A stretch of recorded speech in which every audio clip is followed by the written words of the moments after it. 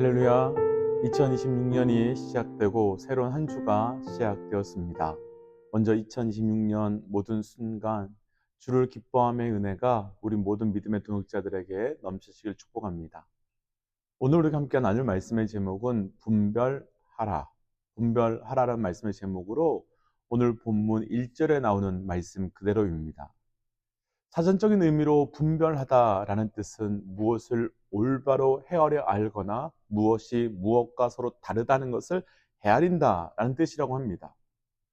그래서 믿음의 사람들에게서는 이 영적 분별력이 매우 중요하며 동시에 반드시 필요합니다. 왜냐하면 오늘 말씀에서도 이야기하고 있지만 너무나도 많은 거짓이 이 시대를 덮고 있기 때문입니다.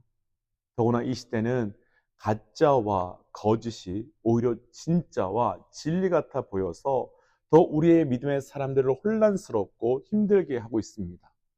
오늘 말씀을 통해서 우리가 이 시대를 살아감에 있어서 무엇을 어떻게 분별해야 하는지 함께 묵상하고 2026년 첫 주의 시작부터 우리의 삶이 온전히 분별함으로 시작되어 나갈 수 있기를 주의 이름으로 축복합니다. 먼저 오늘 본문의 1절 말씀입니다. 우리 함께 1절 읽을까요? 함께 읽겠습니다. 사랑하는 자들아, 영을 다 믿지 말고 오직 영들이 하나님께 속하였으나 분별하라. 많은 거짓 선지자가 세상에서 나왔습니다. 아멘. 요한이 사랑하는 자들아 라고 부른 이후에 하나님께 속하지 않은 거짓 영들이 있으니 분별해야 한다라고 말합니다. 그러니까 요한은 하나님께 속하지 않은 거짓 영이 있으니 분별해야 한다라고 도전하고 있지요. 그렇다면 왜 요한이 이렇게 말하는 것이겠습니까? 당시의 믿음의 사람들 가운데 영적 존재를 믿지 않는, 하나님을 믿지 않는 사람들이 있었기 때문입니다. 자신들이 경험하고 있는 일들이 눈앞에 보이는 것만, 그것만 믿고 그 이상을 믿지 않는 사람들이 있었기 때문입니다. 그러니까 영적인 것을 분별할 필요가 없고 보이는 대로만 판단하고 보이는 대로만 결정하고 보이는 대로만 살자라고 하는 그 믿음의 사람들 가운데 거짓 선지자들이 있었던 것입니다. 그래서 사도 요한은 오늘 말씀에서 가장 먼저 우리 믿음의 삶이 혈과 육의 세계에서 그치는 것이 아니라 영적 세계가 있음을 믿어야 한다고 말하고, 그렇다면 분별하라고 도전하고 있는 것이지요.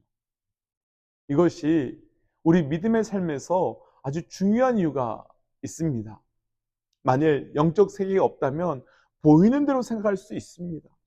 영적 세계가 없다면 경험대로만 이야기하면 됩니다. 그러나 영적 세계는 분명히 존재하고 있고 지금도 우리의 삶 속에서 함께하고 있습니다. 에베소서는 바울이 감옥에 있을 때 교회론, 그러니까 교회가 어떻게 세워져 가야 하며 또는 교회가 어떻게 이루어져 가야 하는가에 대해서 기록한 책이 바로 에베소서입니다.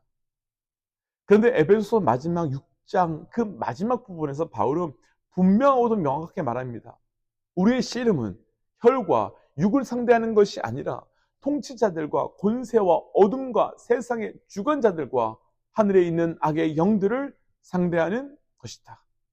그러니 너희가 전신갑주를 취하라 라고 말합니다. 무슨 말이겠습니까? 교회를 세워가는데 여러 어려움을 만날 수 있습니다.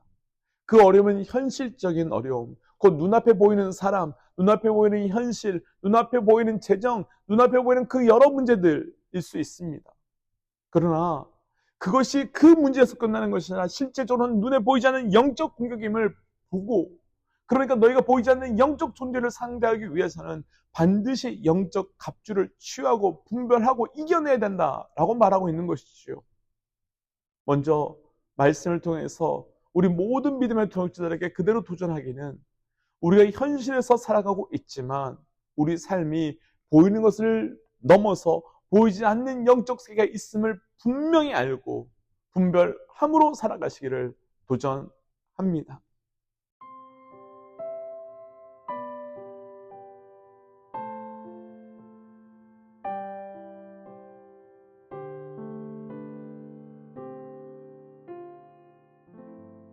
그럼 왜 그렇게 요한은 거짓의 영을 분별하라라고 말하는 걸까요? 그리고 거짓의 영은 어떻게 우리의 삶 가운데서 역사하는 걸까요? 성령의 은사 중에 영분별의 은사가 있습니다.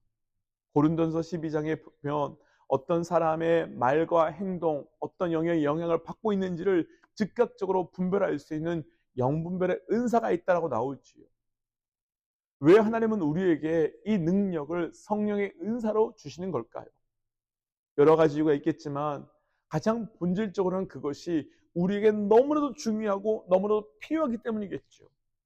그러니까 하나님께서는 우리가 믿음의 삶을 살아가고 있고 하나님을 믿고 따르는데 분명히 분별해야 할 일이 있음을 알고 계셨기 때문에 우리에게 주시는 것입니다. 그래서 영분별의 능력을 은사, 곧 선물로 주시는 것이지요. 우리가 잘 분별해야 될 것은 거짓의 영은 처음부터 우리를 속이는 존재가 아니기 때문입니다. 처음에는 가만히 있습니다. 아니 오히려 복음과 진리와 함께합니다. 그런데 어느 순간부터 진리를 전하는 것처럼 하지만 진리에 다른 것을 포함시키고 다른 것을 섞기 시작합니다. 사탄이 하와를 유혹할 때 처음부터 선악과를 먹어라 라고 말하지 않았습니다.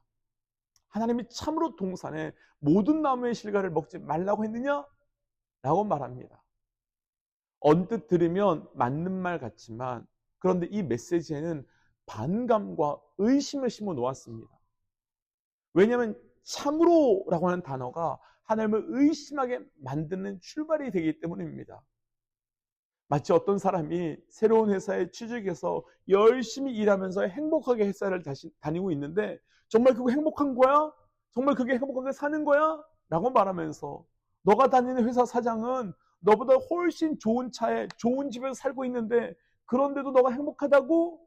그러니까 너가 사장이 돼. 이렇게 말하는 것과 똑같은 거지요. 이런 말을 들으면 그동안 행복한 것들이 사라집니다. 게다가 사탄은 교묘하게 하나님의 말씀을 바꿨지요. 동산 모든 나무의 실과는 먹되 중앙에 있는 나무의 실과는 먹지 말라라는 것이 하나님의 말씀이었는데 참으로 모든 나무를 먹지 말라고 했느냐? 라고 말하면서 교묘하게 바꾸었습니다. 90%는 진짜인데 10%는 거짓을 섞었습니다. 그런데 그때부터 사람들이 분별하지 못하고 혼란에 빠지면서 그때부터 무너지기 시작합니다. 이단이라는 말은 한자로 다를 이와 끝단자를 쓴다고 합니다. 맞는 것 같은데 마지막 순간에 완전히 다르다라는 것이지요.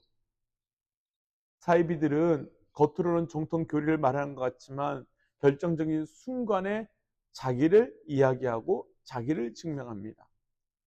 그럼 이런 측면에서 볼 때 거짓 영의 목적이 무엇인지는 너무 분명해 보입니다. 바로 예수 그리스도를 부인하게 하는 것이지요. 아니, 더 정확하게 한다면 처음부터 부인하게 만드는 것이 아니라 의심하게 만들고 그 의심의 결과로 떠나고 부인하게 만드는 겁니다. 우리가 지난 토요일 말씀에 나누었던 요한 1서 2장 말씀에서는 거짓 교사와 선지자들이 세상에서 온 것이 아니라 믿음의 사람들 안에서 너희 안에서 나왔다라고 말합니다. 무엇 때문일까요? 왜요? 그래야 우리를 속일 수 있기 때문이며 그래야 우리를 무너뜨릴 수 있기 때문입니다. 이렇게 본다면 우리가 온전하게 분별하지 못하고 속는 것은 단순히 속았다, 속지 않았다의 그런 간단한 문제가 아니라 우리의 영을 무너뜨리고 깨뜨릴 수밖에 없는 아주 심각한 결과를 낳을 수도 있는 겁니다.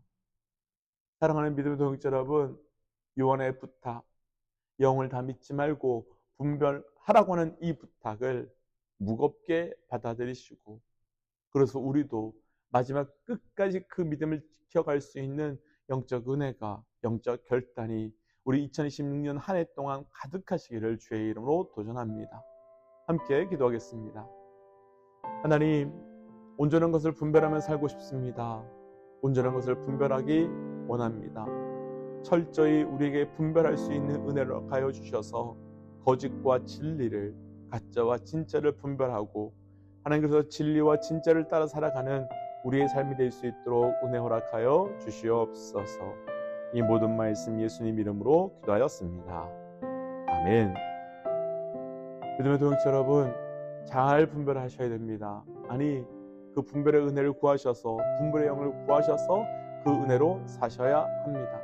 함께 선포하고 삶의 자리로 또 기도의 자리로 나아가지요. 함께 선포하겠습니다. 주를 기뻐하라. 아멘. 승리하십시오.